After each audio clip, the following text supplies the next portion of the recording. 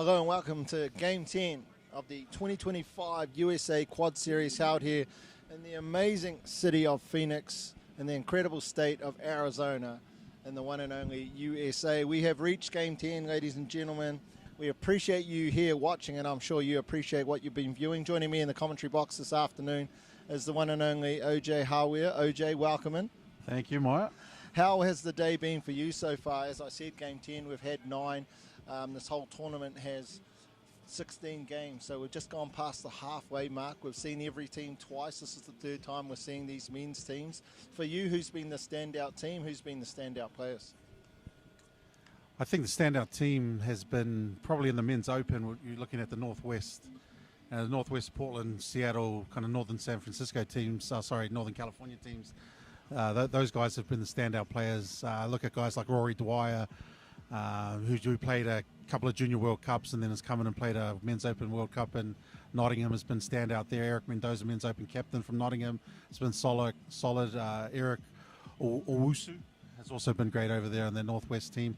Got a lot of players that have actually stood out in the other teams as well, which has been good. And in the female grade, who's been the standout team for you there? Oh, geez, I think the Northeast had a great comeback there just against the Western team. I think over there it's probably been a little bit more even across the board where they've had teams and games that have gone up and down. I think that Western Shred game against the Northeast was the Western Shred dominated the first half, and the next team was able to come back and win that game there. And your overall feel, your overall thoughts on how the day itself is run? Oh, amazing. Like, as far as the outcomes that we wanted out of this, every single one of them's there.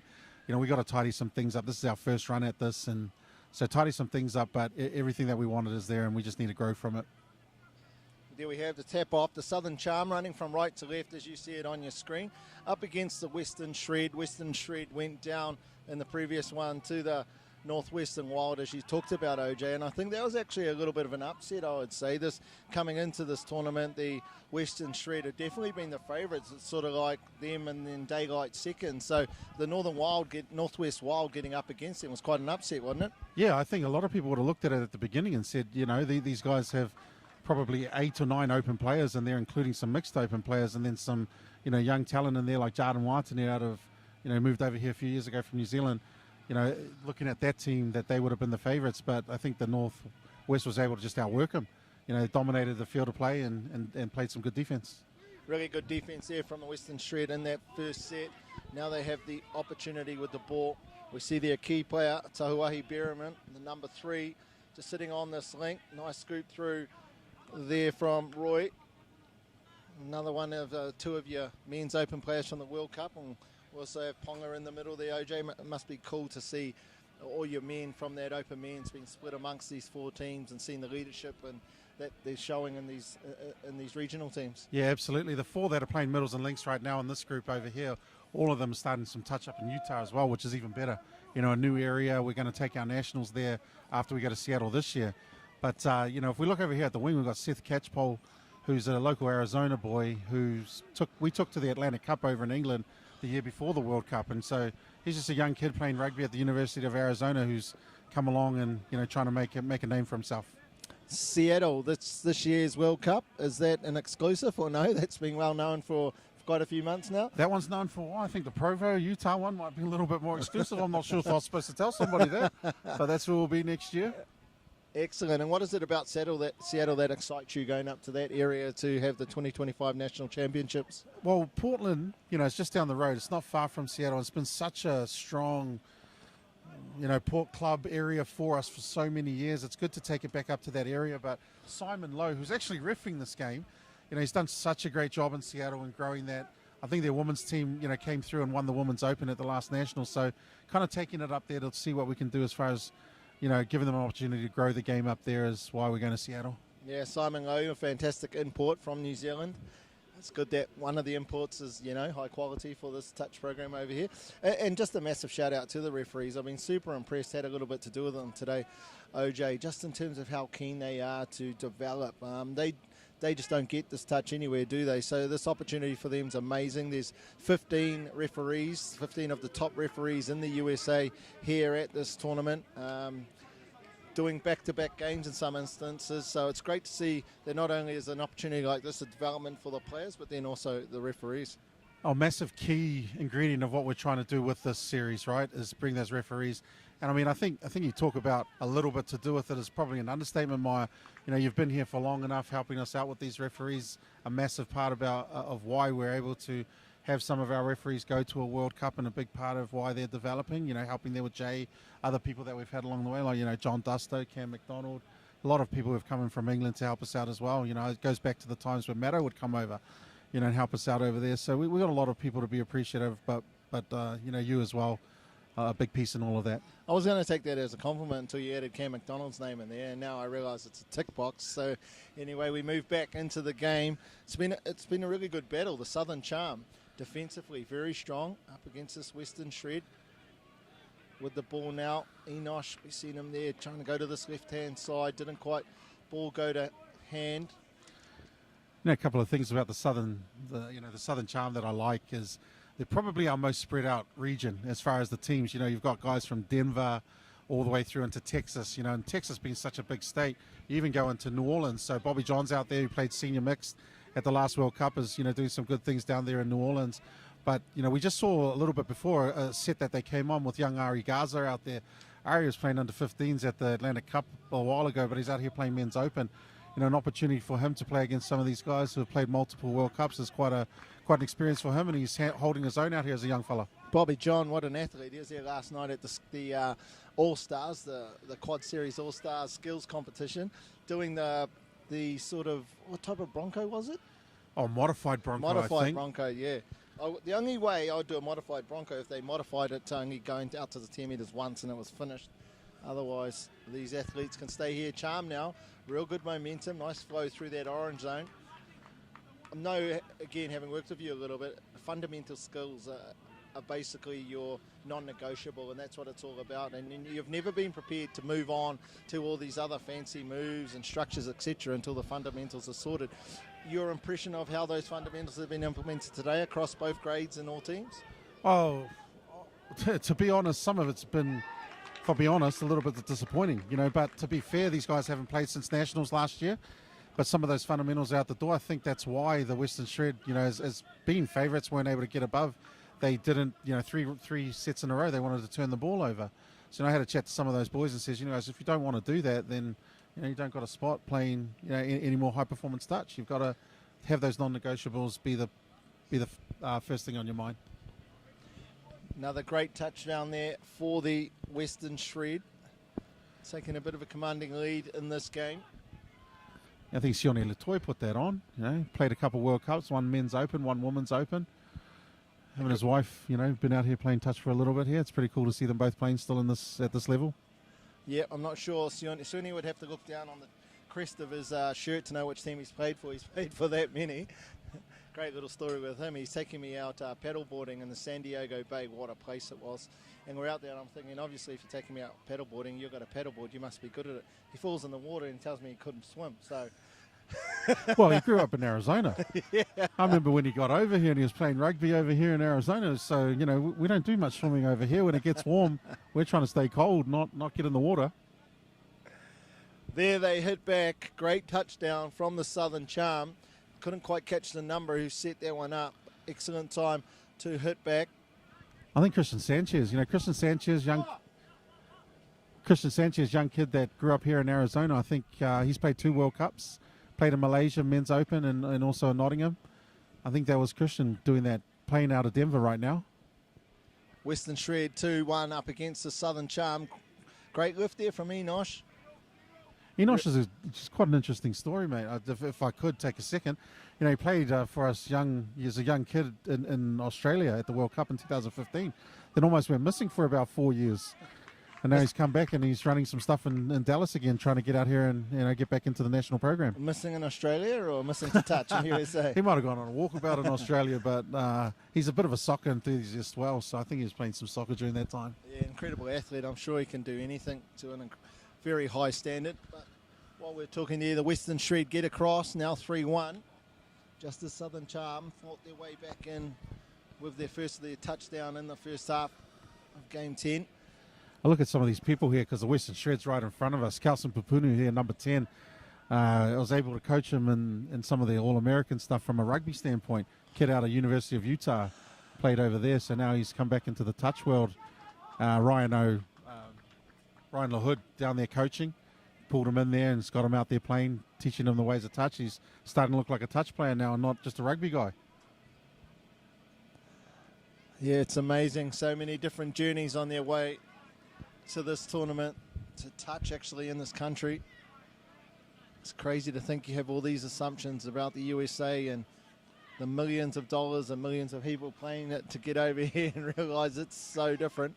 And I think that's the beautiful thing when coming over here and being involved, is just being around a community of people who really respect touch, who are really learning touch. Touch is something they feel like is a privilege and a pleasure to be involved in, as opposed to something that is their right to do whenever they want, however they want. Yeah, I think we are so, kind of, I guess, infant stages of touch that it's something kind of newer to a lot of these people, but the ability to play it, because we play it so little, we don't have modules all over the place. Some have smaller modules, but we don't have them. We can play 3 or 4 times a week. So the times that we do get to play it and be part of it, it is special for us. Just really want to acknowledge the innovation in terms of how you've really involved this, not only in terms of the people that you have involved, but this competition itself. It starts as a thought. Not many things stay in your head as a thought. They generally become an action not too far after. But now you took a team down, a USA team, down to the New Zealand Nationals, and then there was 2 teams last year down at the Nationals. And so just the opportunities for the high-performance players here seems to be really evolving at rapid speed. Yeah, I think they get the chance to go and see what happens at a World Cup. And when they see that and they want to get better, Americans aren't people who like to sit around and just say, we're going to get beaten. They like to be competitive. So they want to be the best, and so they take those opportunities. And when they can go to New Zealand, they obviously love the place. So, why not go to a place like New Zealand, Australia, and learn how to play? We've got a player, we just got a player out there on the southern charm there who is in Florida, and he wants to play for the US. So he's gone and actually chosen to go after a PhD down there in Brisbane so he can play touch week in, week out, day in, day out. Wow. Daniel Foshi over there, yeah. This player, number 14, Ari Gaza, he's small in stature, but man, does he have electric feet.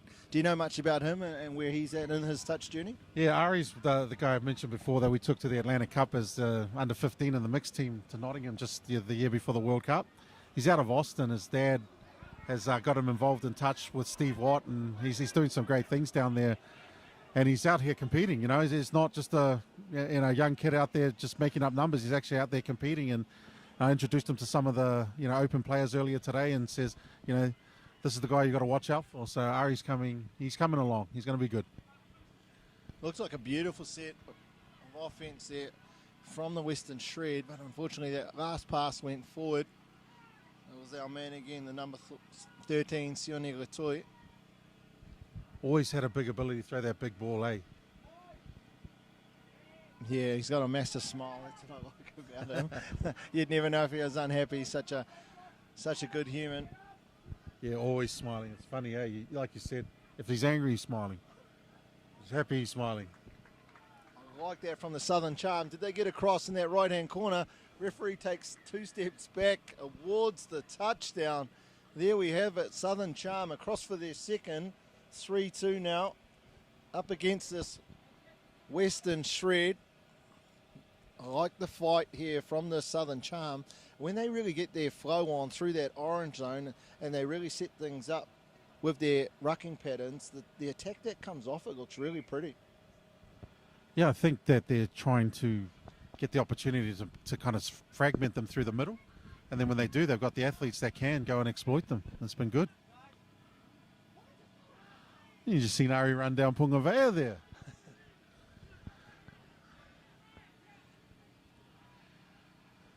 Yep, these 3 probably know each other like the back of the hand.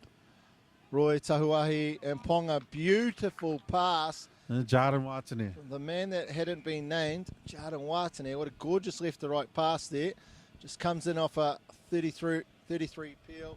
Steps off the left, back towards this right-hand side. Throws a face ball. Ponga running into a beautiful gap, and there we see Western Shred going out to a 4-2 lead.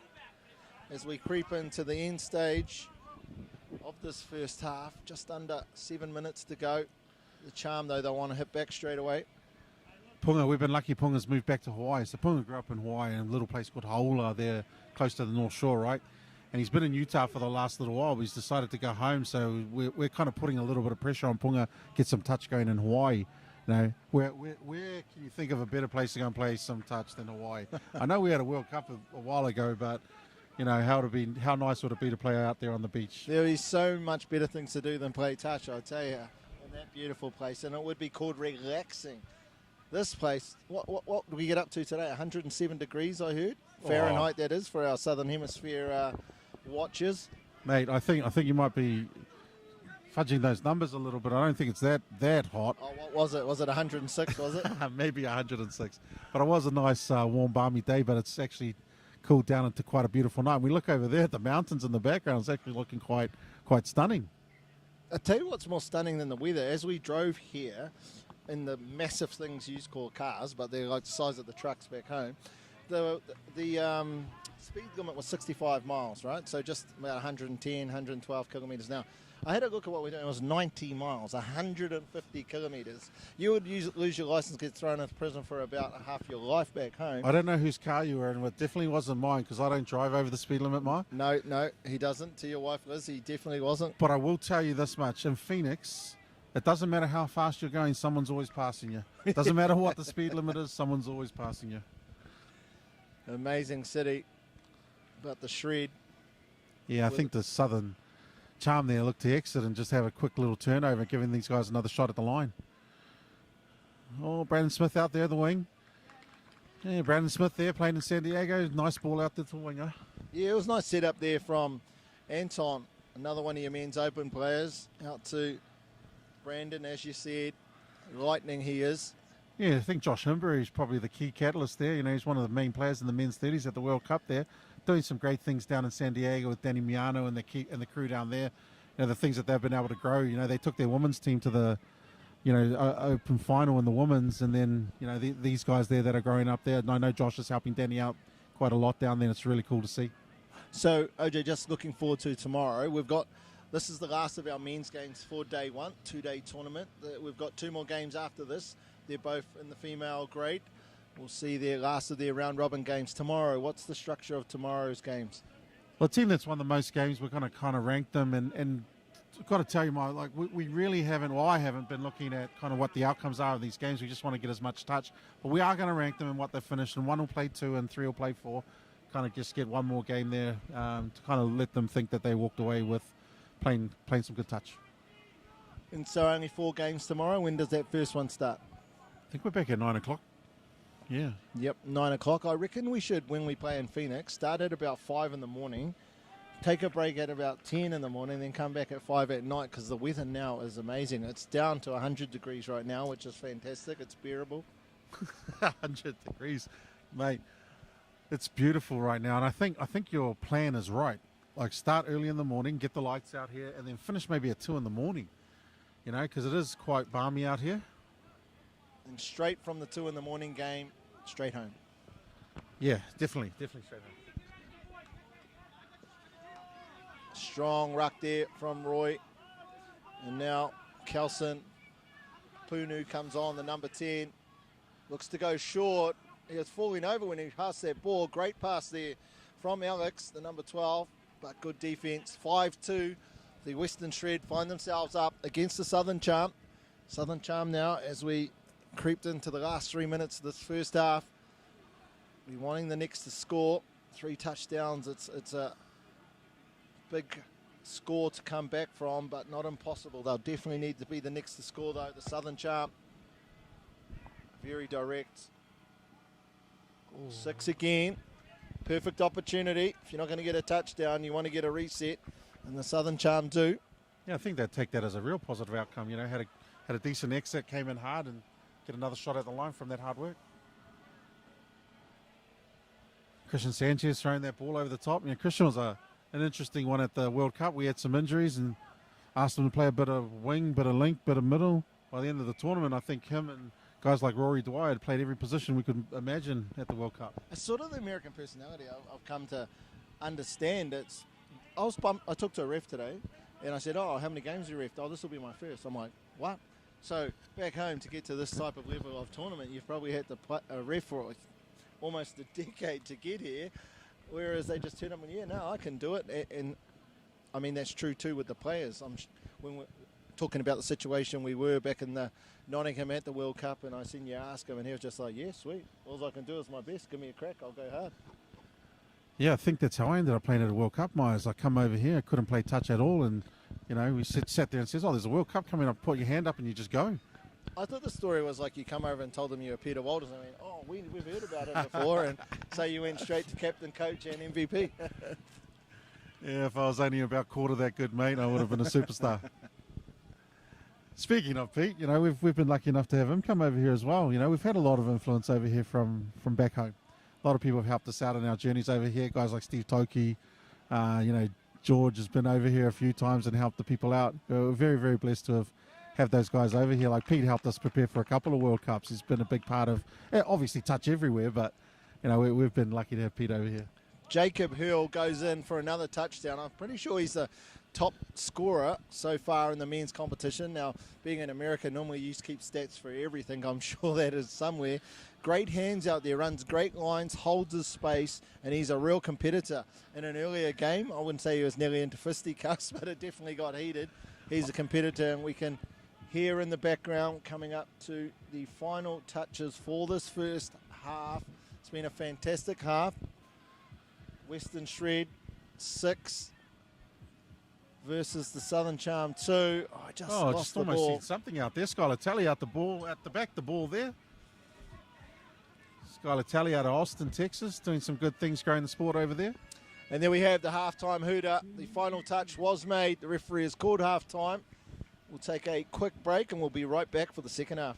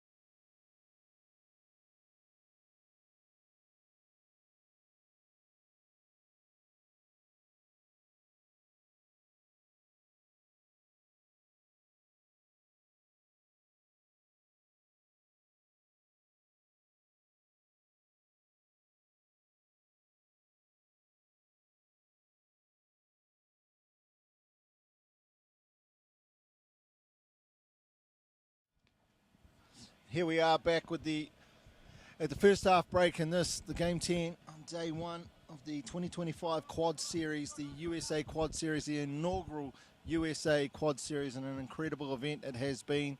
While this is day one, last night we had the skills challenge where all the teams were here. We have 4 teams from 2 grades, 8 in total. OJ, fantastic first half there from both teams, although the score would suggest, and probably accurately, that the Western Shred were quite dominant.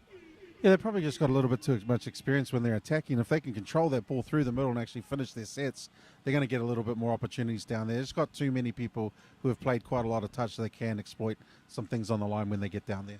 But they have to get down there. They have to finish out in the second half, continue to win that middle third and get down to the end. And so if you're in the box of the Southern Charm, what would your comms have been at halftime?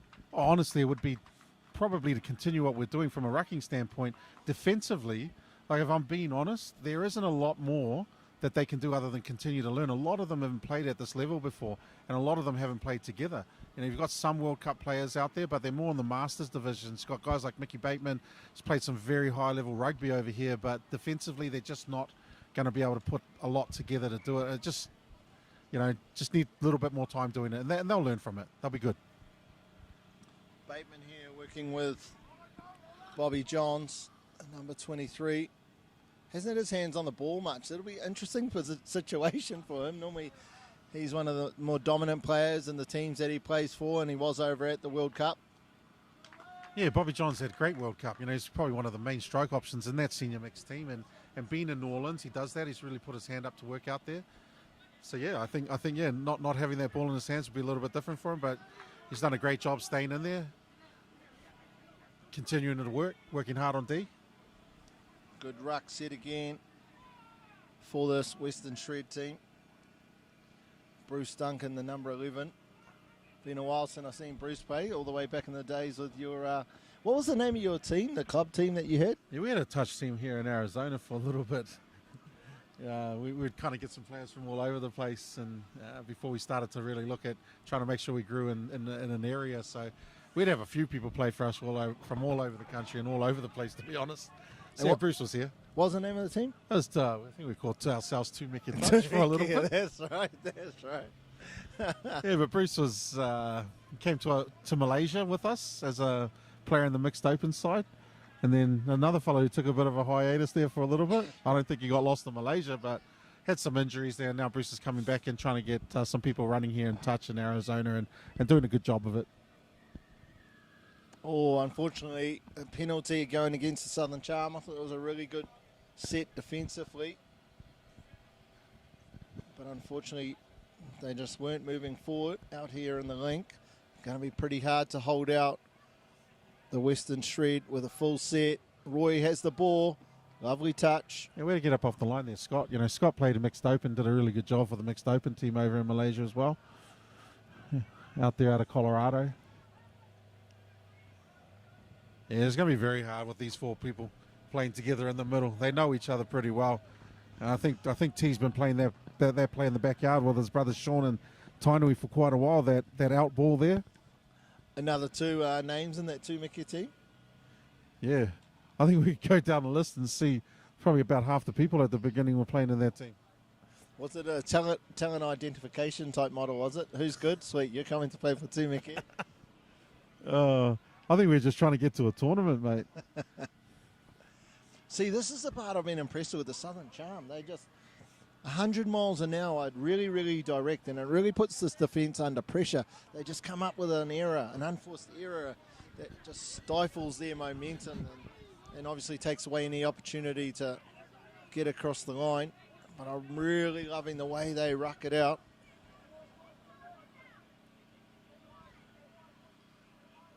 Shred now with the ball. Oh, the touch was called. Nice touch there from the 26. Yeah, it's Daniel Foshi. What's Daniel's story when it comes to touch, OJ? Oh, an athlete for sure. He can run like crazy, but he's wanted to be part of the national program, so he's actually moved to Australia. He's playing down there, playing actually with one of our men's open players down there in Queensland, Jackson Roberts. He's been down there going to school. He's come back to this to put his hand up for high performance honours here in the US, but quite an athlete over there, new to touch, but just loves it. He's absolutely fallen in love with the game. But how can you not, though, honestly? Yeah, it was funny. I was talking to the lads this morning, Robbie, Lincoln, and CJ, and one of the questions I posed is, I have a bit of a scenario here, a voluntary roll ball, it seems like, where one of the Southern Charm players, prior to getting touched, has rolled the ball. We call that a voluntary touch in the game of touch. And I said to them, what's the thing that you love most about touch and keeps you coming here? And CJ and Robbie just said the community, the people that are involved And I'm sure both of our experiences are very, very similar. Yeah, I do think we have something special here. I really do. I think, because of the people that we've gotten involved in the way that they want to be, inviting and inclusive to every single person that comes along. Doesn't matter, where they come from, what they are, what they want to do. It doesn't matter. We want everybody here. We want them playing this beautiful game. It is, kind of a game that you don't see the opportunity to do a lot of these things, like the mixed game. We don't have a mixed competition here yet. We don't know if that's the next step for this competition. But that mixed game is really something else that sets the game apart. And, ladies out here making plays and, owning their own division. It's quite special. Here he is, the 14, Ari Gaza. Let's just sit back and watch his feet go to work. 32 peel on this right-hand side. Look to go long out left. Oh, I would have dropped it too, just so I didn't have to run the whole length of the field. Gaza. I think Olajuwon was already seeing the line there. Already scored the try before he caught it. Gaza just been told where the mark is for this roll ball. Nice little setup there from the Southern Charm. Got a fresh set of 6. Let's just see what it is they do here. Again, that unforced error we talk about. Like you say though, OJ, it's all around the development. Gaza, how old was he? Is he, sorry? Oh, geez, I think you'd be lucky to be 14. Yeah. How incredible is that? 14 years old, getting the opportunity to play at the high performance end of the sport in the USA. Him and his mate from Austin there, they played mixed open at the last World Cup, and, they kind of went on this middle couple, him and George. Quite fun to watch these young kids going out there, and they would do some really good things against these teams. I think if anyone took them for granted, they would actually exploit them and do some really good things, because they actually have quite a lot of experience. The opportunity to go to Nottingham a year before the World Cup and play in that Atlantic Cup with all the other junior teams over there and the under-15s was quite an experience for them. So, we want to replicate a lot of those and take advantage as much of those as we can. The question on everyone's lips is, when's the World Cup coming to the USA, OJ?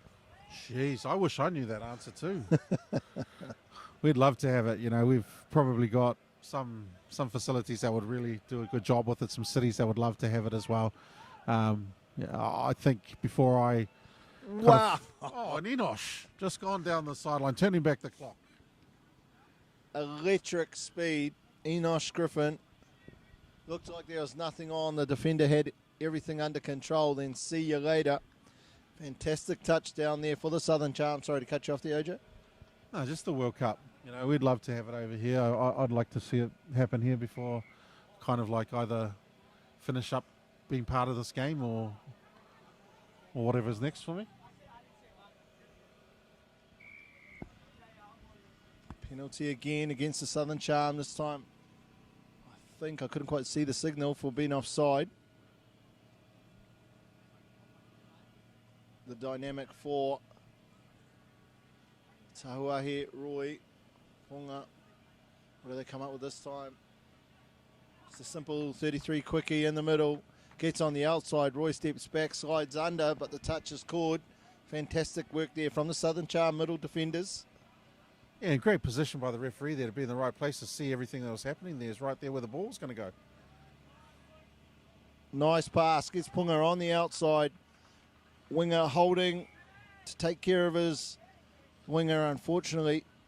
Not being able to get across was the 21, sorry. Skylar Tally. And we see there the Western Shred go across again for another touchdown. Maya, if I could ask you a question. We talk about refereeing, right? Refereeing at the highest level, which you've done for quite a long time. If you would look at the referees over here and kind of see where is it you see some of these guys like Daniel out here, Rachel, what's their next steps that they need to be looking at?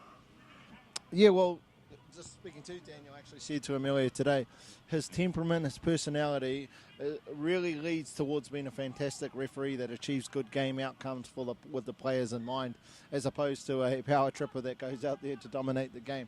So he's got a great personality. He's incredibly fit, incredibly fast, super keen to learn. But just like your players, it's the opportunities for him to get some really good reps under his belts in terms of the quality of touch. So the gap when he goes from reffing here locally into that international scene is not as big as it was. So obviously, as you know, outside of this tournament, really the only big tournament that you have here in the country is the national tournament. And it's amazing to see the development from USA referees in the space of 3 days. It's just incredible, and it goes to the fact that they're there, they're keen to learn, they don't know it all. There's this, not only is this new game, they've never refed any other sport before, so I'm always incredibly impressed at the development, at the keenness, at what the referees in this country have achieved. Well, it must be the coaching too, mate. He's got to have something to do with that. Jay Alston doing a fantastic job. Jay is doing a great job. We appreciate the work Jay's done on all the referees, and the time he spent doing this. It's a thankless job. 100% it is, and you're the one who knows this better than any. I think your 2 credit cards have been smashed more than than you could imagine, but you do it for a reason. You love the sport. You love giving people opportunities. I've talked to you both at many different times, and it's around seeing these kids from this area and knowing the impact that it's having on local communities, that you continue not only to run these national tournaments, but to make it even better. The product that you have over here, the innovation, the stuff that surrounds the tournament is just spectacular. The first time I come over here, it's in the middle of Disney World over in Orlando. It's just, people back home would just die to be involved in some of these tournaments. And it just goes to show that the game itself is the vehicle in terms of the outcomes, in terms of the amazing things that happen. It's in the interactions and the opportunities where we go and play these games. Good defensive set there from the Charm. The try scoring is sort of slowed down a bit. Yeah, I think people are getting a little bit tired. I mean, the Charm defended well on that set there. I think the Western Shred there came through the middle quite well. Good transition off, in their subset there. And then just one little late pass there got them in trouble. And now we're heading back the other way. The lights are now taking effect. They've been on for the last half an hour.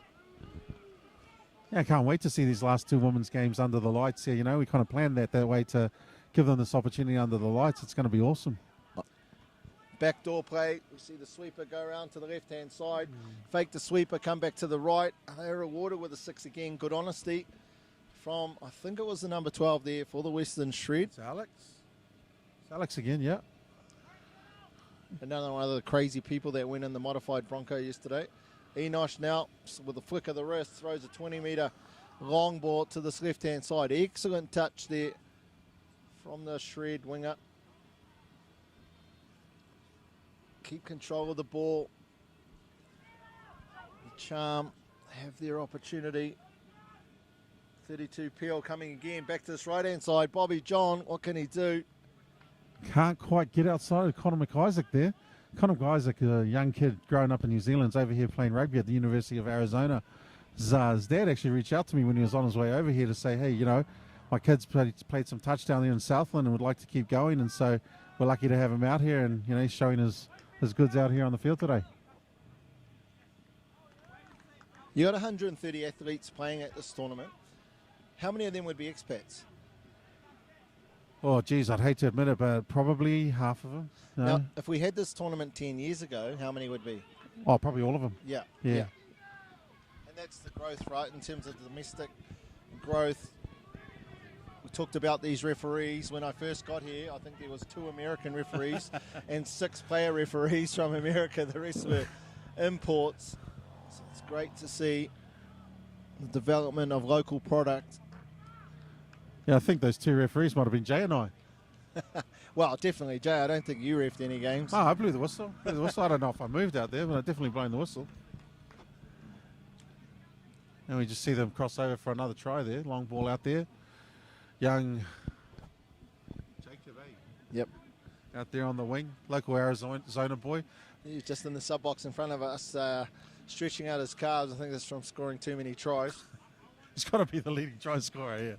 We've seen the US Open men's skipper go off in that previous game a little bit early. He was holding his hand. Any update on what happened to Eric? Yeah, poor kid can't catch a break. He's had some knee injuries since Malaysia and came back at the World Cup, played well, but that's just another injury he chalks up to the game of touch that he loves, and he's broken his hand. So our thoughts go out to Eric as you're at the emergency room there, getting a splint in there, but he'll be fine. He'll come back. Broken hands don't take that long. You'll see him out there running again, telling people what to do. I talked to him 2 days ago. It might have been yesterday. And he's telling me that he's been really busy. I said, what have you been up to? Oh, I was in Mexico doing this photo shoot, and then I had to go with Messi, the Messi that you're all thinking of, the superstar soccer player, doing a photo shoot over in Japan, and then I had to pop into Bali for a little bit of time. So my heart really bleeds for the last 2 months that he's had. I think he's been in every part of Asia. Yeah, quite a cool story there. He's a marketing guy for Adidas, you know. So he gets to hang out there, and I think Lionel Messi actually knows him by name. When he sees him, he's like, "What's up, Dozer?" How the heck would that be, you know? And his future looks, as we see down the sideline, his future looks just as terrible as he says Formula One have just signed up with Adidas, and now he has to look after them, and Monaco's coming up, etc. So again, my heart bleeds how hard it must be for Eric. But in all seriousness, I hope that hand recovers quickly. The USA touch can't afford to have someone like him not on the field. Oh, we've got Southern Charm falling over each other over here a little bit. Behind quite a bit on the scoreboard, but they have just not stopped. They're going at the speed they were when they started this game right now. And I'm actually, in terms of being impressed by performances, it's the Southern Charm who haven't really got the results that they've wanted to, but the way they've played, the commitment to their structure to each other, like they've represented their region incredibly well, haven't they? Yeah, I think so. I think Liston's done a great job coaching that team. Liston was wanting to coach a team. He'd helped out at the World Cup with the women's 27s, and he wanted to coach another women's team and stepped into the role of coaching the men, which is, an interesting decision for him to make. But he's done a great job of keeping these guys engaged and working, and they've done a great job of coming together as a group and really representing that South well. The Shred now on attack, dying seconds. Oh no, actually, probably about 4 minutes to go in this one. The try scoring has dried up. Does the floodgates open again? And there we see it again. They're loving this left-hand side. Referee gives the all clear. I think that was the number... There's Seth Catchpole over there in the corner. The number 2. That's what I was going to say. 2.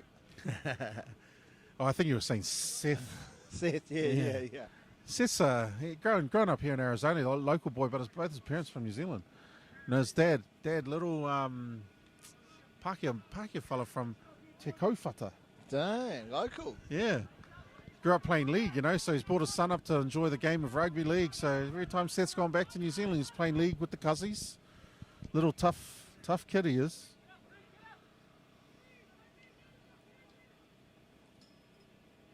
Oh, Enosh trying to weave his way through there on that 32 peel.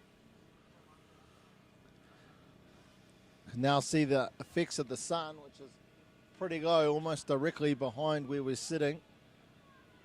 Just streaming across the field. Nice early tap. Oh, thought they were in for the first one of the second half. Yeah, I think he's dancing there. Bought them another set there. Just didn't wait for the mark there from referee Lowe.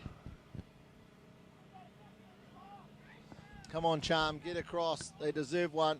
32 peel on this right-hand side. Oh, just a little circle in the middle. Great wrap there by Scott Neese to go around and go right through that hole. Enosh loved it. He didn't hang around for the high fives. He's straight to the sub box. Again, we just talked about they're just unrelenting, this Charm team. They're all out there. Every set's a new one. 100 miles an hour. This time, incredibly accurate.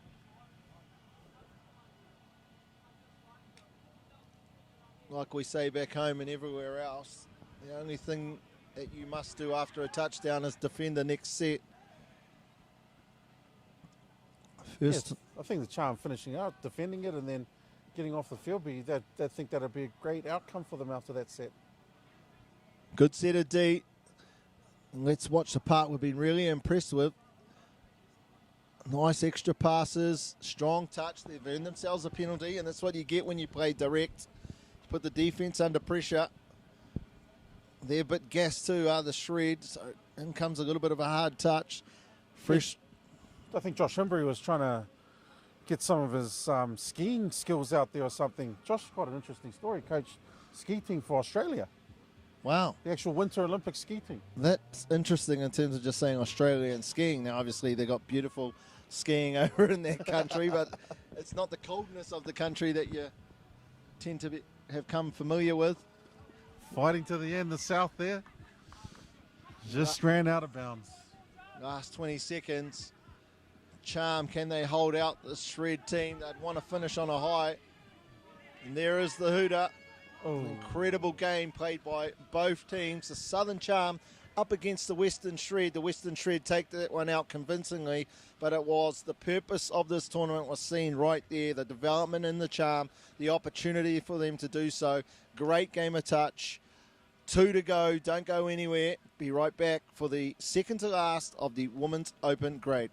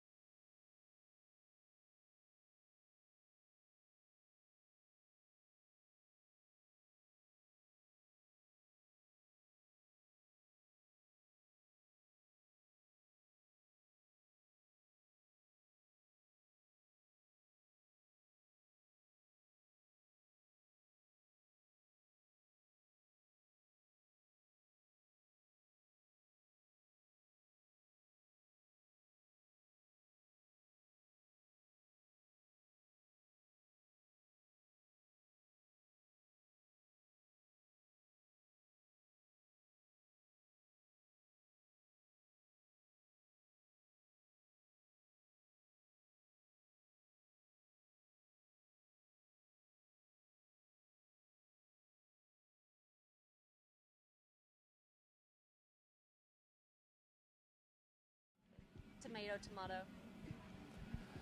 Good evening, everyone. We are here for the final round of the women's games.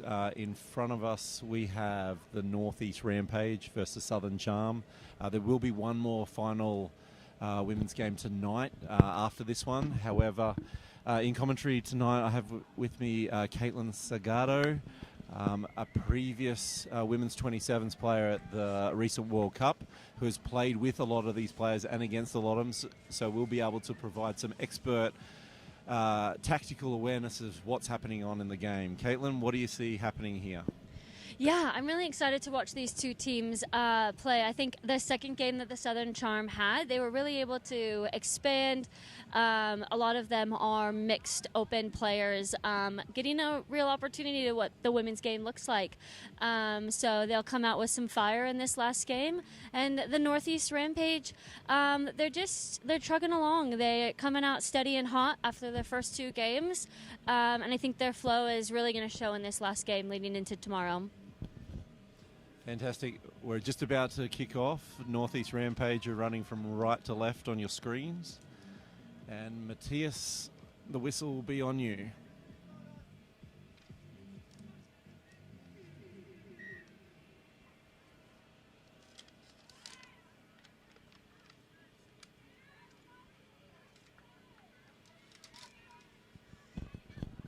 Oh, and here they go, straight away down with lots of momentum and pace off the tap.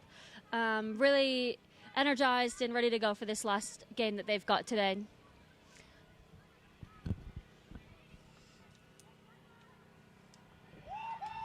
And it looks like the first touchdown of the game on the first set goes to Chloe Mann from the Northeast Rampage.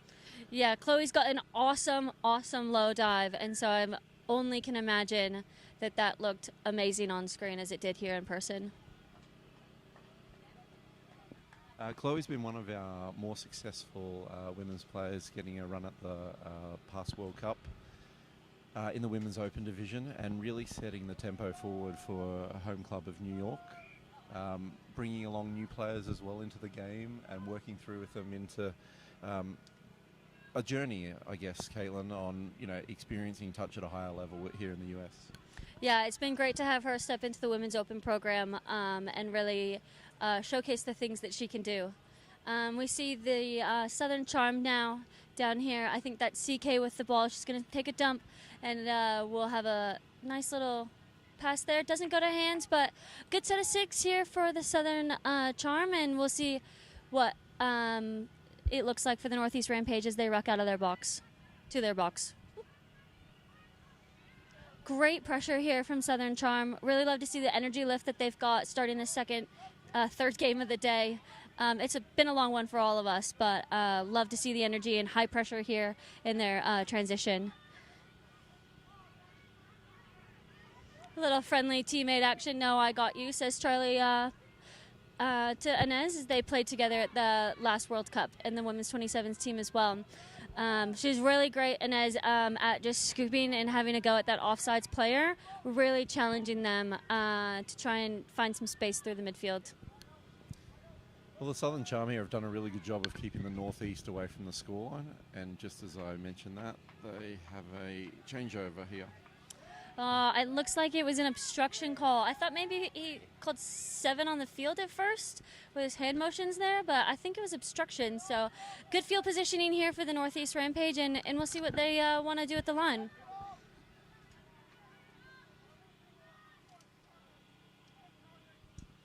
Anna Wilson with the ball now. Been one of the controlling factors within this Northeast Rampage team, setting up for that quickie out. And it looks like she might have squeezed past the outside defender there and goes in for the Rampage's second touchdown. They put 2 early on here in, I think it's in 3 sets that they've done here. Let's see what the Northern Charm can come back to in this tap-off. And he definitely meant the Southern Charm for those catching us at home.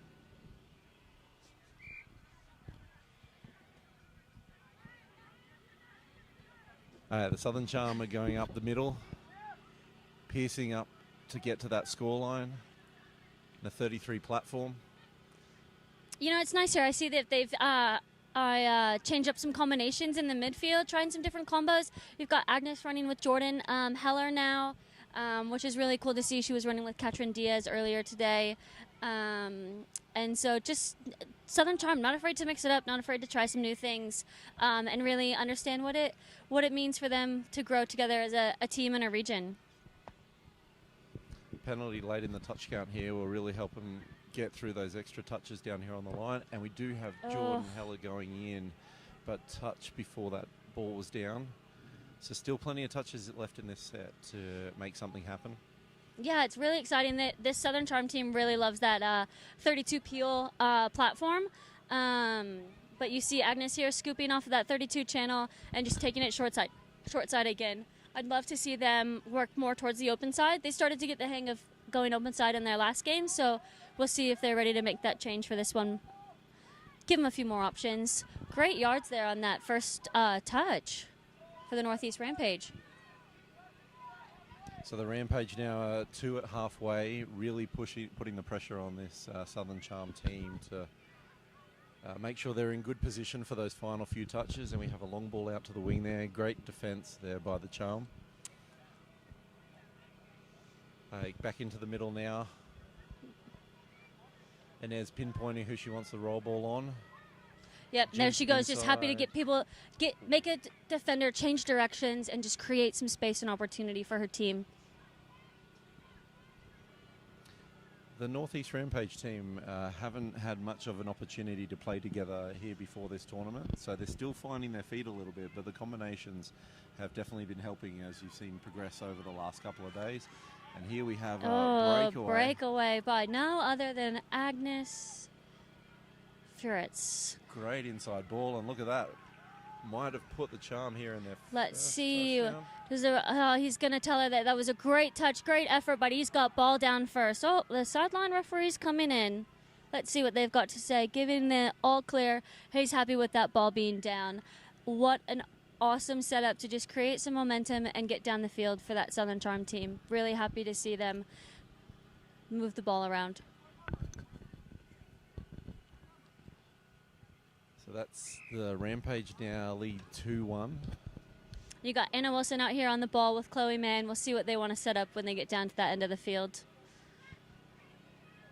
So Caitlin, coming from a previous player at high-level events, what do you think the playing focus would be like, being especially like we're going into the nighttime, last game of the day? What do you think the players would be focusing on here?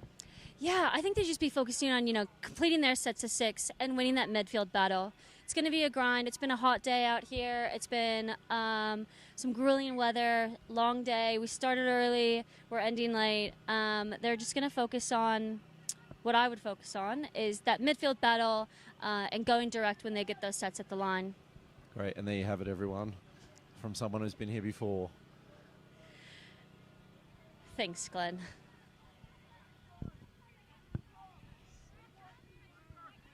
Okay, the looks like we've got Charlie Burnett just steaming off the back of that ruck and putting the pedal to the metal as she runs down the field. But we've got a touch and pass there, so Northeast Rampage will get the ball just shy of halfway, but the 10-meter line it looks like, and see what they can do if they can get back down to the other end. Glenn, you're located in the Northeast. What's your connection with a lot of these regions? And as he previously shared, lots of us have played on the Women's 27s team, coached by Gunn Hayes himself as well. What do you expect to see from the Northeast region as they finish off this day? Well, the Northeast, first off, are experiencing different climates out here, playing in the heat of Arizona from current climates in the northeast of the USA. Still some conditions being snow-covered at the moment. So especially over this period of time, they've had to play like indoor touch, which is limited for space. Yeah, gotcha. Especially with the time of year that a lot of these trainings and events have to happen. Plus, they're also spread out quite a bit, unlike the West Coast where they have some really close competitions, like the distance between Chicago, Boston, New York, and then a scatterings through of other regional locations means it's quite difficult to get together gotcha. and play. So the coaching staff here have actually taken on a very remote role by doing a lot of video review, having a lot of video sessions to talk about, well, this is the structures that we want you to play under. These are what we think other teams are going to do. So it's obviously, credit to the players and the coaching staff here because they've gelled together really well. Oh, wow. Sorry to just jump in there. I'm really glad to hear that they've been able to gel together, but it looks like we just got another breakaway here from the Southern Charm. But they've stepped out of bounds or they went out the back. Not sure exactly what happened. Ball to ground. That's what it was.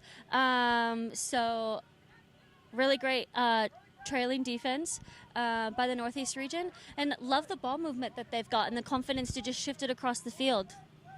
Yeah, from all of you that have been watching throughout the day, I'm hoping you've seen what we have here, where some of the teams were a little bit hesitant to start with, and now you can really see that ball, the nice flow as the games progress, and hopefully I haven't, given them the commentator's curse here. And a really great set dump there by Jessie Whiteford. She had awesome momentum to just create a little bit of extra space through the midfield and give her scooper a real nice chance to get through, but unfortunately looks like she was touched. And it'll be a new set of 6 and changeover to the Southern Charm. Now we're about halfway through this half, and we've already seen back-to-back action, scoreline to scoreline, long runs, long passes, lots of diving. Let's see if both teams can continue us on through the remainder of this half and, put on a great show in the second half. Yeah, it looks like we've got another penalty for offsides in the midfield. So Southern Charm got a reset tap just on their 10-meter line. So it'll be interesting to see how their fatigue sets in for both sides as that midfield starts to get bigger and bigger as the game goes on. And we've got a nice long ball out to the wing arm. And 5th touch, so she's set, ready to go, trying to have a nice little quickie on the edge. I love the initiative and the forewithal to not waste a touch. So we do have a little bit of a special in this game here. We've actually got sisters playing against each other. Number 14 from the Southern Charm, Sapia Pratard, and number 5 from the Northeast. They almost made a touch on each other there in that rucking set. I'm sure there's no love lost between the two of them if they do ever come in contact out here. But, being a fully national game here, being able to move locations still, they have the opportunities to see each other at touch events as well as, have a run against each other. Yeah, and I think that they would love the competition. They get to play together often, but I think they sometimes, more recently, get to play against each other a bit more often. So it's a fun little rivalry for the two of them. As we see Southern Charm just coming across halfway here. Unfortunately, ball to ground, which gives Northeast Rampage the opportunity to get on a turnover and get down the field. Anna Wilson with just a check off there and released her down the sideline. Just going to grab some extra yards for the Northeast Rampage. And you've got Tiffany Malik and Charlotte Lee coming onto the field as a middle pairing partner to see what they can set up at. Well, once again, we see the Northeast Rampage go into that 33 platform, that middle with a fantastic dive over there. I'm not sure of the number yet, but as soon as we find out who that is. I think it was Charlotte Lee again. And she's gotten over. She had quite an awesome second game today. So really excited to see her dot that one down. And for all of those of you that are playing along at home, fun fact about Charlotte is that she knows her Cantonese name is hard to pronounce, but wants the commentators to say it at least once anyway. So throughout Glenn this is game, going to give that a go I here. will try and make a shot here. Southern Charm are now once again attacking the scoreline here. Unfortunately, just had that touch made, a diving touch on the line, and have killed the ball on their sub-box side. So we'll see how the Rampage can get this ball out of their half again and get back into attacking zone. Yeah, good momentum there, and they went direct, but it looks like they did lose the ball in that touch. Referee San Juanita Fetuatu is going to turn that over and give the Southern Charm an opportunity to attack their line.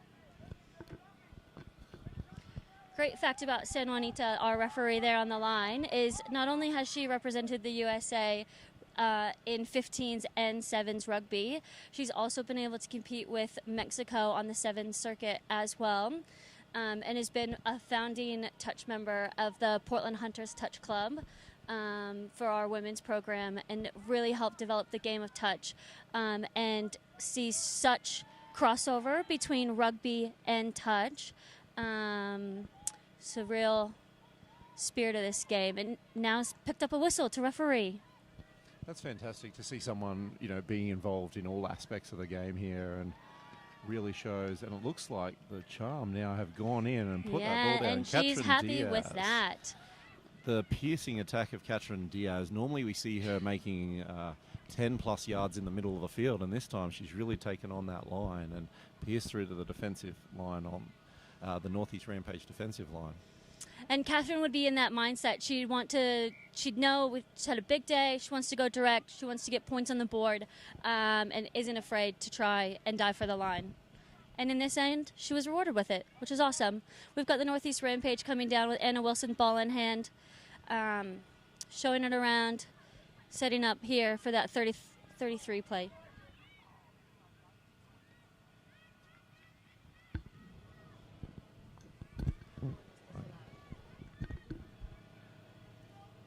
Rampaging again, last couple of touches here, going wide, and unfortunately that ball doesn't go to hands.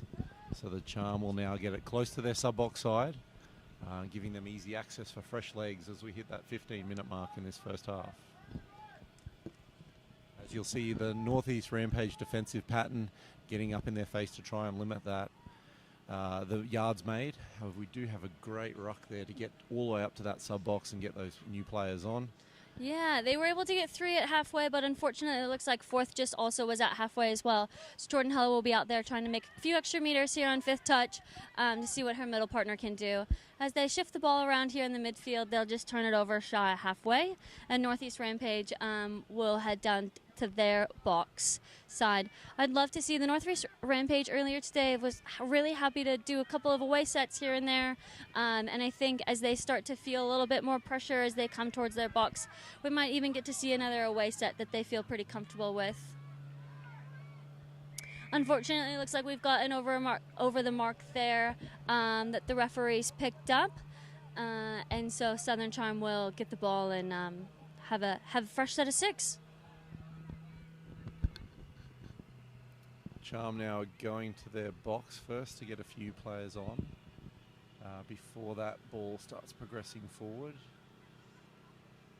Now it looks like coming on the field, so we've got touch 3 just over the other side of halfway, and we've got Katrin Diaz back out here on the field. She'll be able to steer this ship and get them headed in the right direction, as well as Safia Perard. Great little early release there from Katrin. Doesn't go to hands, but really exciting, and unfortunately a touch and pass. So great to see here what Northeast Rampage does with this box set as they're starting to get a little pressure from the Southern Charm. Nice early wraparound and release so that we get it to the sideline right away, and then we'll just ruck this sideline, it looks like. We've got the Northeast Rampage box right in front of us. You can see the coaches now are starting to get their players in a mindset of let's finish out this half, let's get through to halftime, knowing that it's been a long day out here. It's currently nighttime on the east coast of the US. Yes. The time difference would be almost past bedtime for some of these players anyway. It would definitely be past my bedtime, that's for sure, Glenn. And I'm really liking these matching coaching outfits that you see from John Ning and Rin, his manager.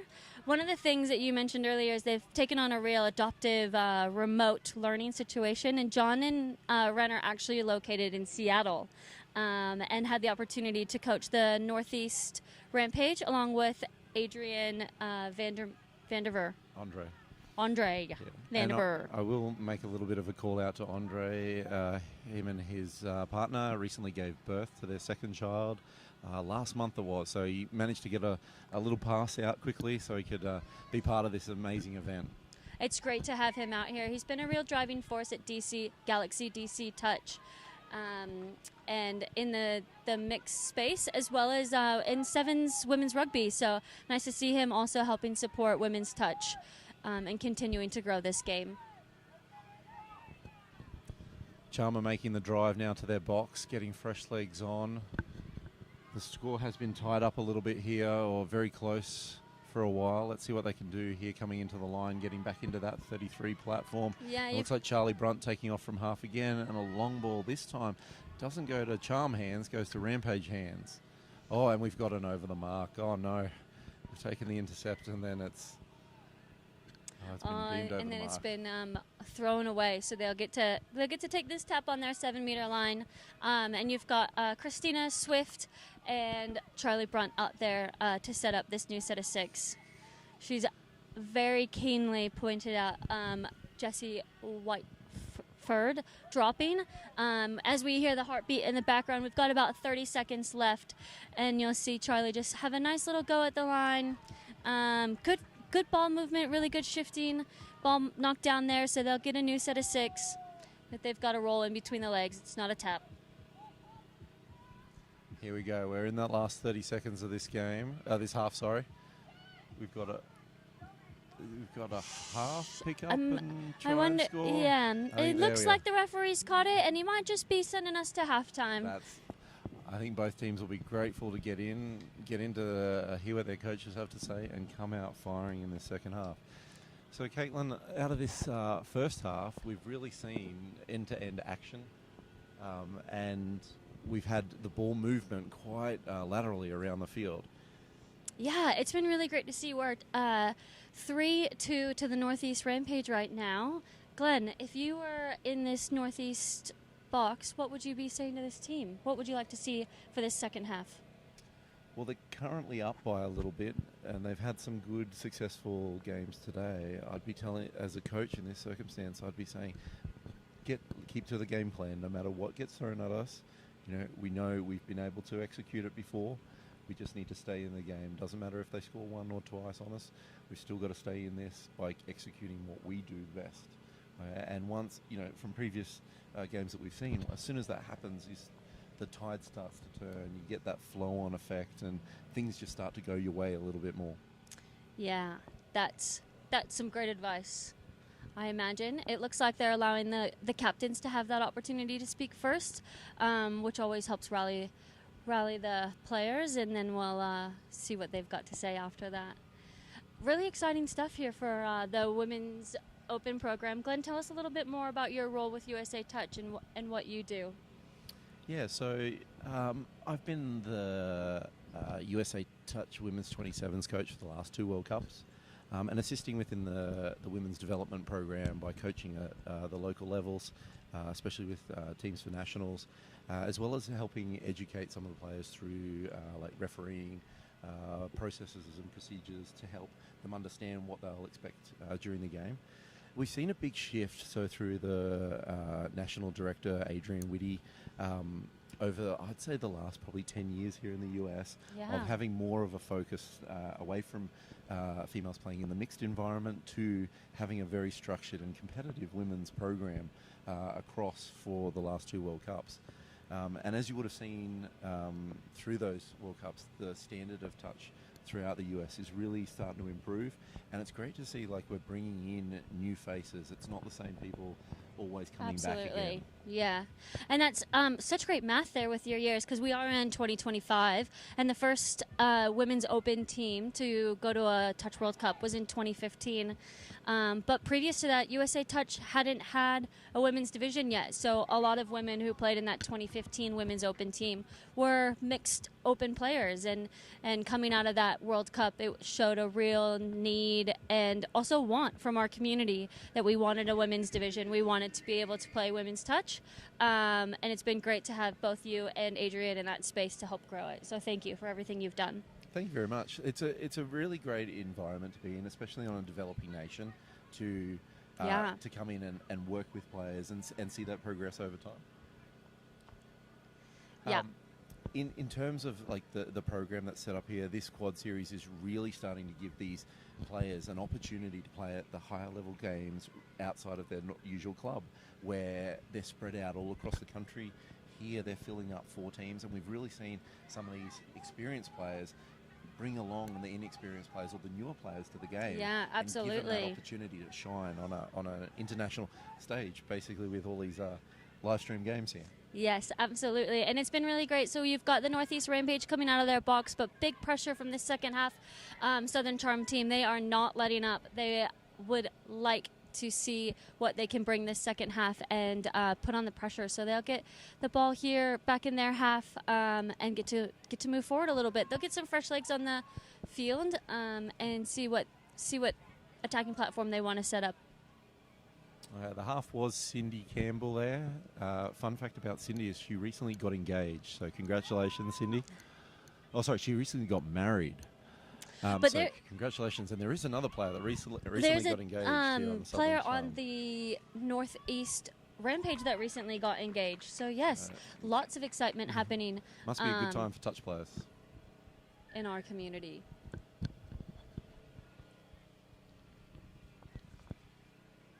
So it looks like the Northern Rampage have now got the ball and are heading out of their own end zone area.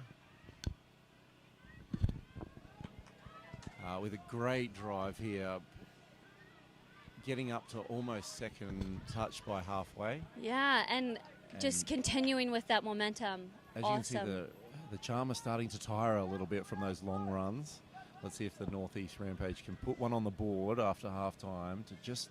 Oh, and classic Inez. Looks like we're going to come back here maybe, though, for an offside. So she did get touched once a player made the onside position. But we'll see what they want to do here with this set of 6. It'll be really exciting to see Jessie Whiteford take control here with the ball as you see her there. She's had a great tournament so far. It's been really awesome to watch her just move through the midfield and create extra momentum and flow for her team. Just touch 2 there, so we'll see what they've got to do. Inez is just having a go at the line, really taking somebody on and backing herself. Looks like we've got the all clear there, Caitlin. Yeah, and Inez is known for her scooping, so a lot of the times she gets the assist, but what an awesome moment for her to touch that ball down. Takes us 4-2 to the Northeast Rampage. They're extending this lead a little bit now and putting them in a great spot for tomorrow's playoffs games. Yeah, and like you said, Glenn, it looks like they just stuck to the processes. They stuck to the game plan. They've come out not trying to do too much different, just their key actions and key behaviors as they move through the rest of this game. Great, and we see a long ball out there to the wing from the Charm, and we almost get through there. Diving touch to save it. Charm now are back on the attack through Futness. And we're close to the line. And a nice little sidestep there. Let's see what we've got if we've got ball down. Looks like 6 touch. Great defensive work there from that far link and wing to really stay in front of those touches as the ball continued to move around and get shifted. Just ran over the mark there a little bit, stifling a little bit of momentum, but it looks like Northeast Rampage is picking that momentum back up, shifting the ball around, and really just making the Southern Charm work for that touch. I think it might have been all that skill session that we had on Friday, Caitlin, on that ball movement around. I think yes. Each of the players are showing that not only can they just play the game, but they can actually complete some very complex skills in there as well. Yeah.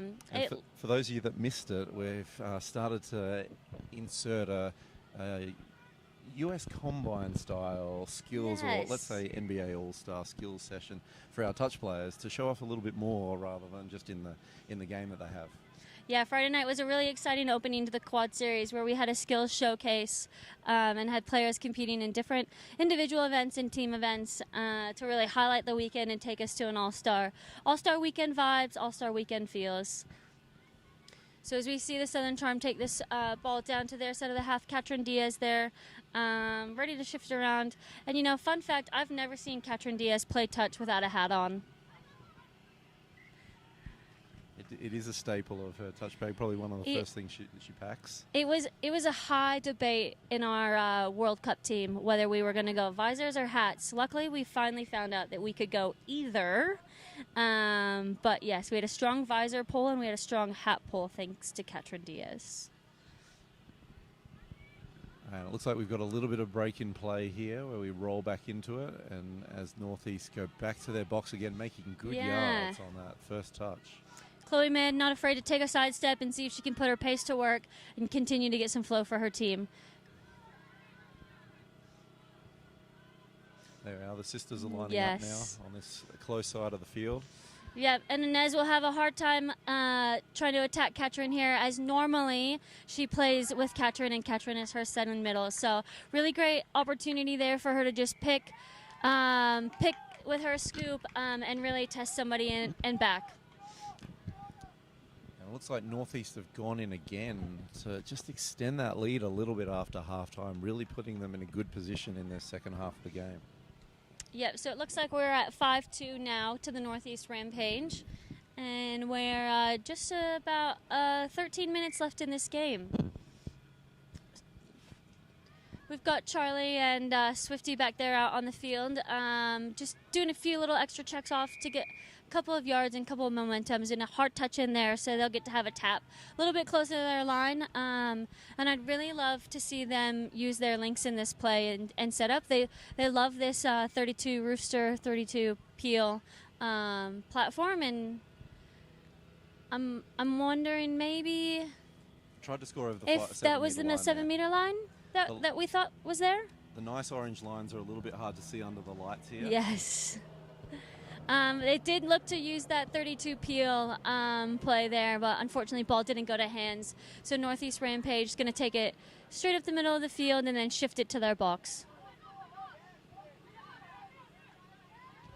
Tiffany Malik there, just not afraid to say, no one's on the field yet, give me the ball and I'll take one more touch forward. And while not on the touch field, Tiffany Malik is by night, she's a karaoke host. She loves to sing, but don't ask her to sing Celine Dion. Yeah, we have the Charm hold out the Rampage on that set, and you can start to see the players are starting to get a little bit tired, going laterally rather than direct to their box. Hopefully they've still got enough water on that sideline.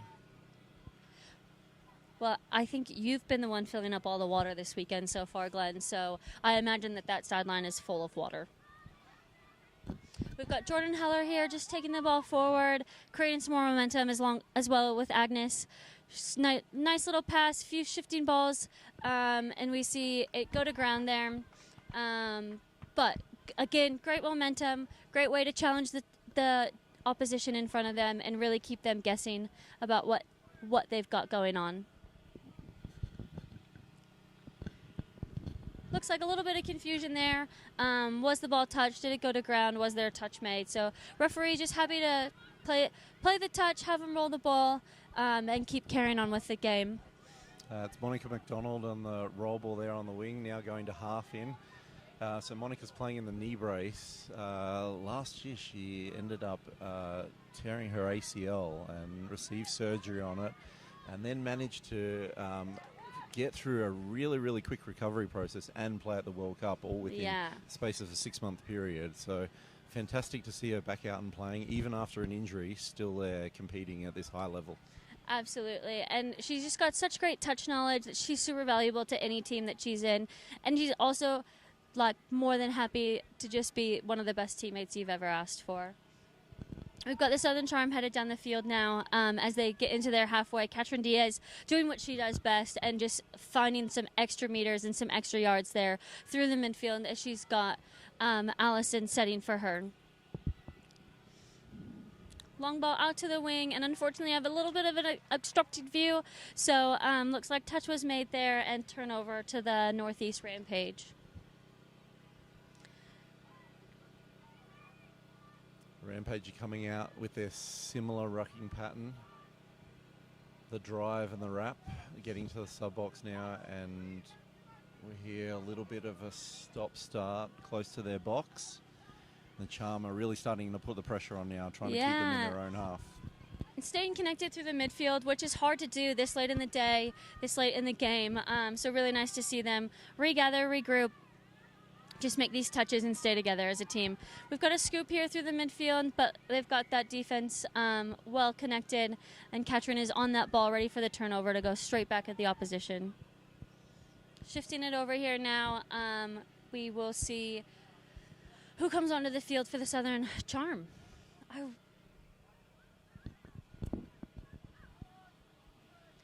Just a nice little offload there to Charlie Brunt as she sends it across the field.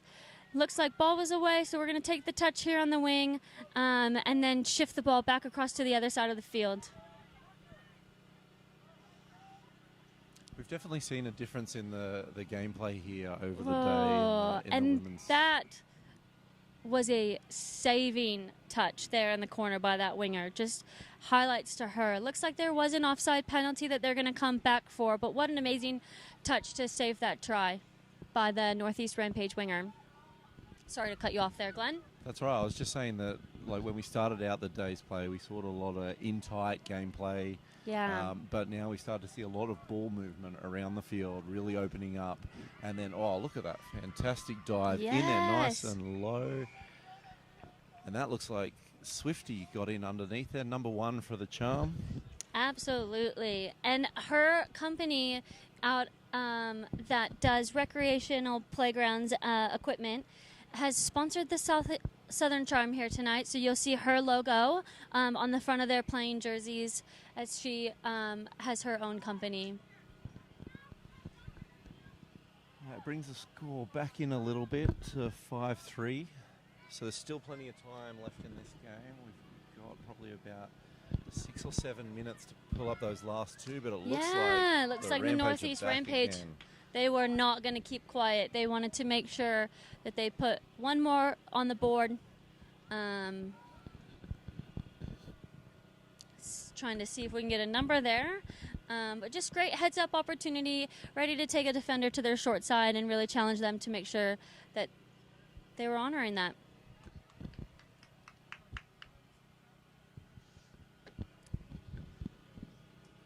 But we've got Katrin back on here for the Charm, going into half now. Going to guide the players around the field to set up for this line attack set. Yep, working with Allison Navarra here, as well as Safia Perard. Back to that 32 peel channel. And then sent the cutout ball early to... Well,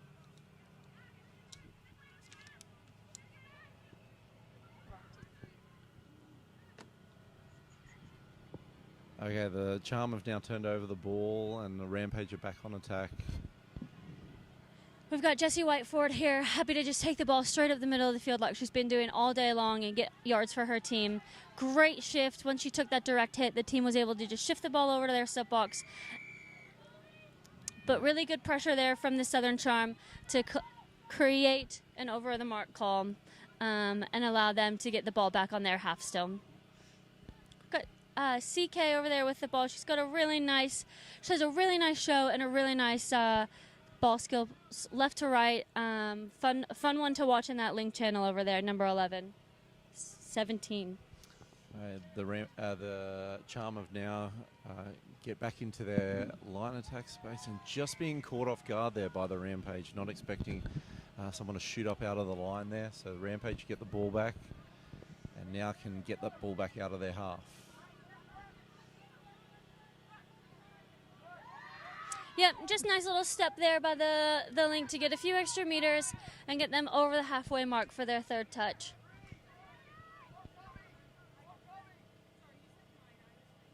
Anna Wilson there dropping into Chloe Mann. Just fourth touch, so they still got one more to work with. Fifth. Happy to have that link quickie to see what we've got there, and it looks like we've got a great safe touch by the wing arm. Cynthia Campbell has had an amazing weekend. Gave her lots of shout-outs in that second game. She's just really keen and in the right spaces there in that link channel, both offensively and defensively. We've got the Charm going to their box, getting out of their half. This this game progresses, you see some tired legs starting to come out, but skill level's still high. And Agnes has finally been able to show that speed out of half, which she hasn't had a lot of opportunities to throughout this tournament. But fortunately gets caught there from that half position. So changeover and the Rampage back on attack.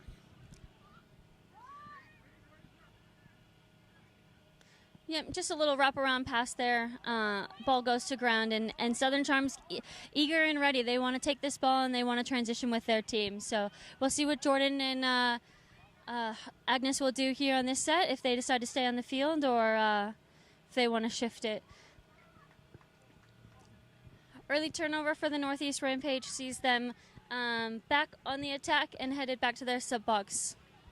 I think I'll let you take that one, Glenn. This is the area now where the coaches are going to be working with their players to just stay calm. Don't need to push the extra passes. Let's get the ball moving forward up the field. Yep, it's been a long day. Third game. We're here towards the end. Now it's time to just do the basics, key actions, key behaviors. That's what we like to talk about here at USA Touch. So we'll see those coaches dialing that in, coming back to the basics. Katrin once again in the setup mode, this time looking to offload to Sapia. I think they're getting through that touch count, and let's see if they can get through. Oh, they almost make it through, but we have that chain. Yeah, we've got a penalty here from the referee, just not sure exactly what side, maybe not coming up off the line. A little bit of an obstructed view, so not sure what hand signal she's using. But the Southern Charm will get another touch, set of 6 at the line. Good lateral ball movement. Here we go into the quickie and a dive over, and looks like the referee's pointing to the spot. Allison has gone through under that reaching arms of the Rampage players, and we're tightening back up that scoreline again. Yeah, it looks like we've got 6-4 now. And it's just like you said, Glenn, tighten it up, go back to the basics. No need for those extra passes. Go direct, do your key actions, key behaviors. And you can score. Touch. It's simple, right? If it's only that simple.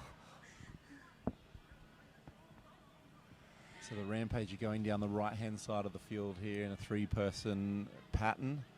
Ready to set up now for that middle play on the line. Yep. Oh, great ball shifting around. Looks like they're going to go sweeper on that link channel there. And what do we maybe step back on the inside.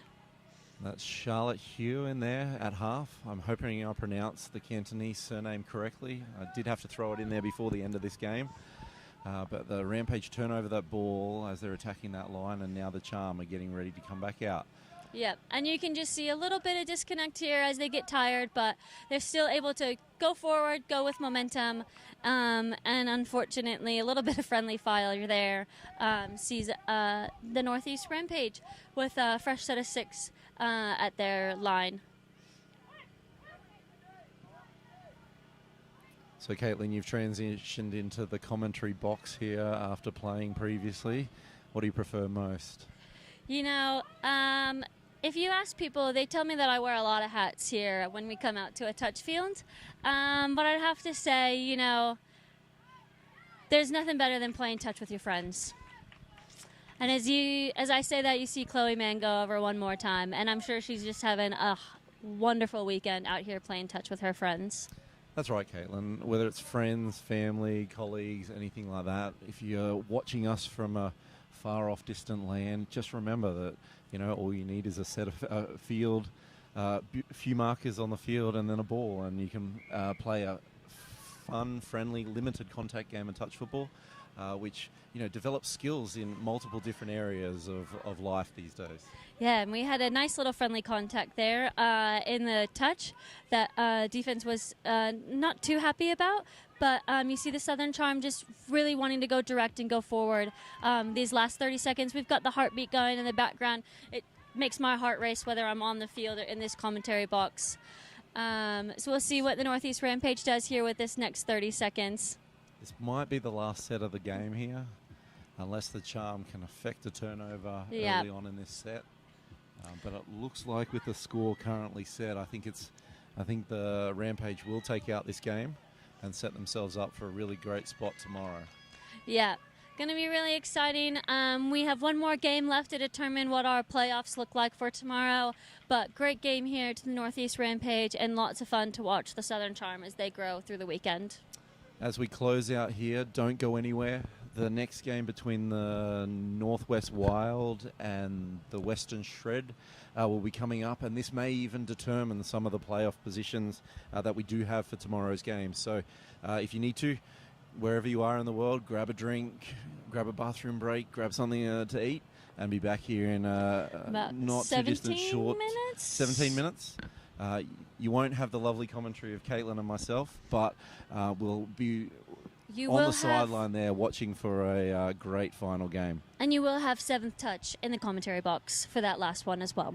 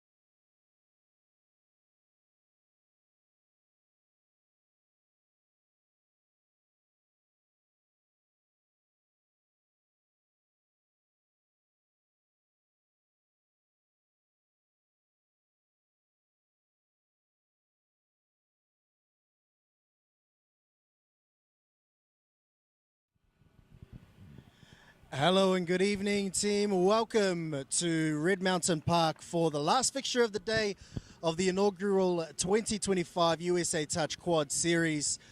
We are here for a Women's Open fixture between Western Shred and the Northwest Wild. My name is Tivoli Guthrie. It's a pleasure to have you joining us on the live stream coverage. And speaking of pleasures, I do have the pleasure of being joined by Steve Watt, one of the many USA Touch coaches, the regional director of the South. Is that right, Steve? How are you today? That's right. I'm good, thanks. Fun to be here. I'm excited for this game. It's a beautiful evening. It was very hot earlier on in the day, and it's cooled off into a magical evening for a really great game. Definitely a beautiful spectacle, isn't it? We're playing sort of at dusk at the moment. The first round was at 9 a.m. local time this morning. It got up to about 100 degrees in the afternoon, and this is our 12th game of the day. Some of the games haven't quite been live streamed, I do understand, but we are working to get all of those uploaded onto the USA Touch YouTube channel, as we have Western Shred running from right to left on your screen in the yellow and orange strip. Northwest Wild in the maroon and black going from left to right as the Shred get things underway. They're coming into this game with a 1-on-1 record, losing against Northeast Rampage earlier in the day. And Northwest Wild come into this game having won both of their fixtures today, so they're sitting pretty at the top of the table. As the Shred looks to run a little bit of a splitter play, the long ball goes out to the left-hand side. And that's not a bad start there, is it, Steve? The try goes out to the left-hand side. Ali Pyle. Ali Pyle, a great wing for the Shred, comes from San Diego. Ali Pyle touches down, and she did well, didn't she? Just to hold her width. It was a brilliant pass out wide. I missed the number. I think it might have been Lauren Thunen. And it was a brilliant pass, out to the left-hand side. Yeah. Brilliant touchdown there for Western Shred. Great start. Yeah, great start. And off we go here. Lizzie Witter leading the drive. Looks like there was a turnover. And Celine Sheeran's got the ball, passing it to Ashley Torreselius. Yeah, probably not the way they wanted to have started that first set, the Northwest Wild. But with a 2-0 record, you would imagine they'll settle into their work relatively quickly in this game, as the Shred look to get the fresh legs onto the field. Yeah, I think the Shred are enjoying the fact that they've been able to get up onto the line very quickly twice and trying to hit Pyle again on the long ball by Carly Binden. Well, if it works once, why not go to it again, right? Exactly. That was Keep Binden. hitting the well until it runs dry. Exactly right. That was Binden throwing that long ball. Yeah. Originally from Australia, so great to see plenty of expats helping to grow the game out here in the States. Yep. Carly was a member of the USA Women's 27s team, and she plays for the LA Royals. Yeah, the hugely successful 27 women's team, 4th place, I believe, at the last World Cup in Nottingham last year. Heartbreaker to England, but yes, they played really well. We were very proud of them. And I'll tell you what, Western Shred, they've got a 1-1 record, but they've come into this game all guns blazing. They're happy to throw the kitchen sink. That's a couple of pretty good defensive efforts to start the game here, Steve. Yeah, absolutely. And I have to say, they've got a fair bit of firepower in them. There you see Kelly Dean with a great drive there. Carly Binden hitting Cubby Latoy. A lot of these players play very closely together. A lot of them are comprised from the San Diego team and the LA team, which are really just 2 hours apart down the coastal road. So they have quite a lot of familiarity with playing together. And now Miana, another member of that USA Women's 27 squad. That's a long ball out to the left, looking for that tap on. And the pass just not quite having enough juice on it, but you can see the tactics from the Shred looking to go wide early. Yeah, exactly. Looking to find those wings. Miana, member of the USA Sevens program at some point in time in the past, so she's certainly got those creds for throwing those long balls. She's also quite a scoop specialist, so I'm sure we're going to see some of that during the game today. Yeah, out of the San Diego Touch Club, as you mentioned, Steve, most of the ladies here in this Women's Open for the Western Shred. And coming up here with some press defense, although that's a great exit there from the Wild. Just crossing over the halfway. And once again, this real press defense here from the Western Shred. I don't think Northwest Wild have been able to cross too far into enemy territory in the opening couple of sets. Yeah, they're exactly. I think they'll be working on that for sure. Both Layla Shakat was leading that drive there. And I expect to see more of her during the game today. She's definitely one of the stars of the USA Women's Open team as well. So I think we'll see more from Layla today. Yeah, out of the Portland club, based up there in Oregon. And most of this Northwest Wild team based sort of in that upper left-hand corner of the country. Yeah, you know, exactly. they've split California in half. So you've got the likes of San Fran that have joined the Northwest, whereas, you know, the likes of Los Angeles and San Diego have joined the Western Shred. Exactly, and some members of Oregon. But the, so mainly Seattle, Portland players. And Lizzie Witter here, who's actually hails from Chicago. Jenny Poley, another great player. Yeah, an angled plant there was the call from the referee. But that was probably Northwest Wild's best set of the opening exchanges throughout this game. I agree. Got the furthest down the park. And now they'll look to back that up with some big, strong defense as the Shred just crossing over halfway, looking to spread the field.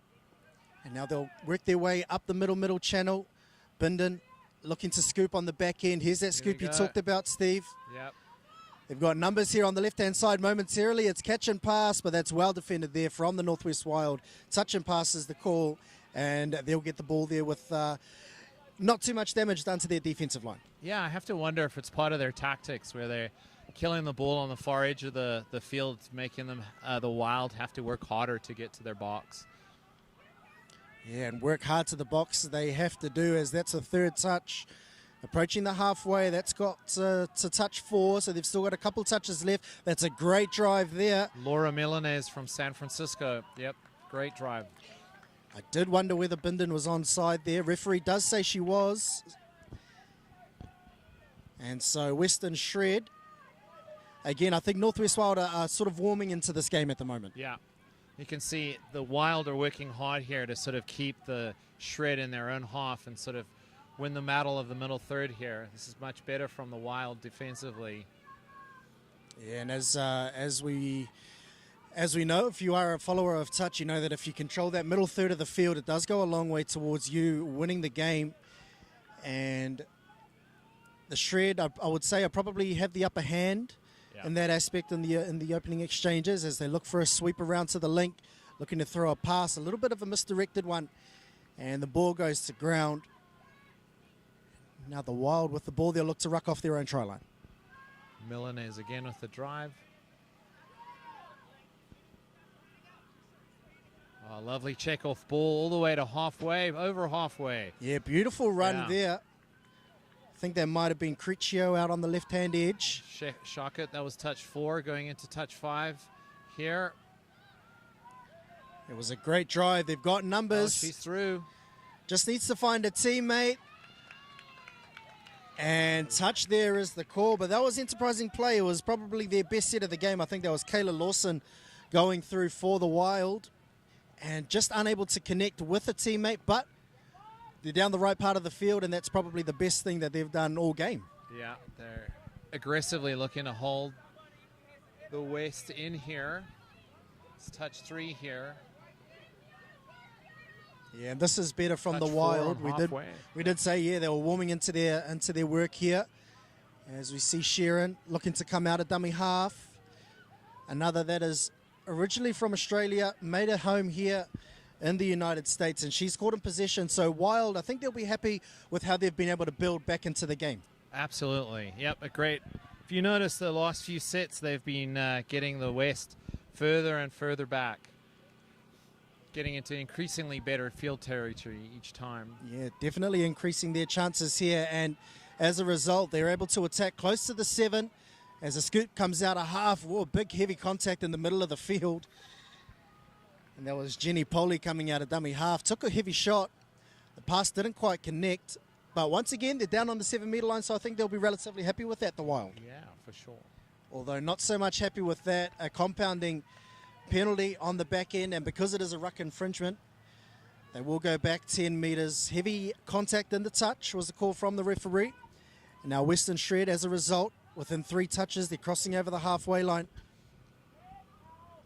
And that's a great run there from Kelly Dean. Able just to evade the touches for the first couple of attempts. Now just slowing the ball up in the middle of the field. Bindon looking to direct traffic. Just sort of losing their way here, just trying to find some connection as Bindon runs her way to a 3-2 ruck. I think perhaps just losing count of the touch. And they had one more up their sleeve, and now, as a result, they're going to have to attack from a static fifth and final.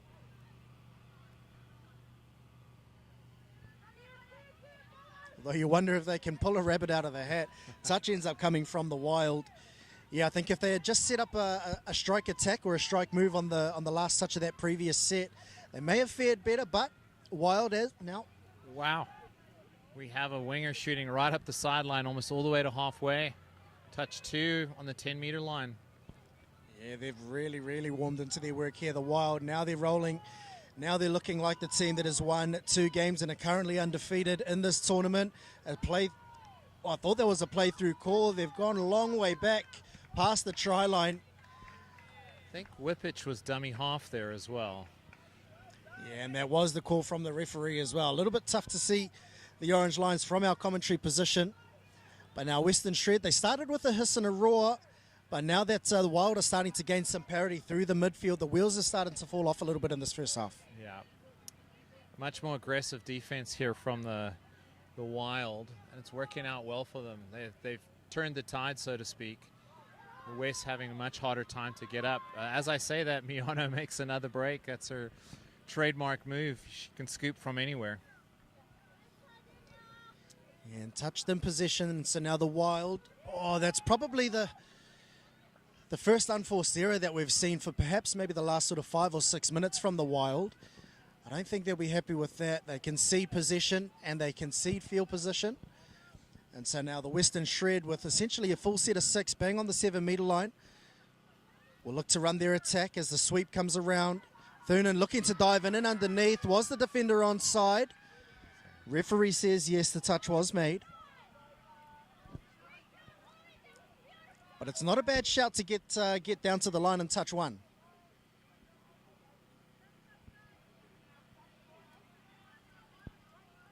Miyano setting up over here. Just moving the defense around. Be interesting to see what they choose to run. Looks like another sweeper. Well, it worked She well goes the open first time. side, long ball.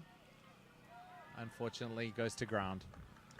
But what that does, Steve, to the defense is that it does get them moving laterally, you know, and as we know in touch, if you're moving laterally on the try line, it is easier to poke holes through.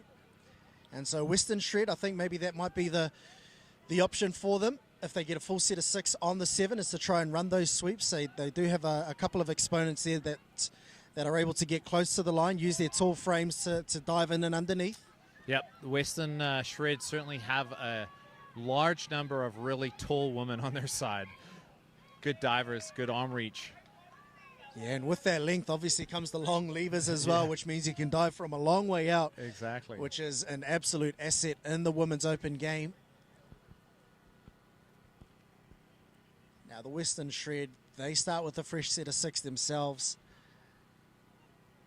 About 15 metres inside their own half, and they'll just truck the ball up the middle of the field. It's like they're going direct. Which is something that we haven't seen from them yet. They've been happy just to go to their box and roll the subs. This one they're happy to go 1 and 2, punch up the middle of the field, and now they get the subs on back towards the back end of the set. And now Sharon looks to check off. And she'll scoop out a half. She'll hit the short side, throws the long ball over the top, but just not able to connect. That was how they were able to score their first try. Was throwing long to the wing, but just not quite connecting there on that one, Steve. Yep, it's definitely like the Western Shred pattern where you one of them will set up for one of their threats like Carly Bindon or Celine Shurin or Danny Miyano, and they'll scoop through. If they can't poke a hole through, they're equally capable of ripping a long ball out to an open player. Yes, definitely dangerous out of dummy half. As Jenny Poley looks to show her wares out of dummy half herself. She is caught in position though, and didn't hand the ball over as well. So an extra 10 metres, the Wild will be marched up the field. And a little bit of ill discipline creeping into the game there for the Wild. Now the Shred tapping from just inside their own half. They look to get a couple of bites at the cherry here, looking to work their way down to the 7-metre line. I love it when they use the wing on their drive. So often the wing is left open. So nice to see a wing being used where they're not necessarily just the dummy half the whole time. And able to get some purchase down the left sideline as well. So now Bindon looking to direct traffic. Drives out to a 3-2 ruck, looking to run a peel play, something we haven't seen from the Shred yet. I wonder if the second phase play was on. Although the referee has seen an infringement in the ruck, a forward pass potentially off the ruck. And now the Wild able to survive that, and now it's their turn to ruck off their own try line.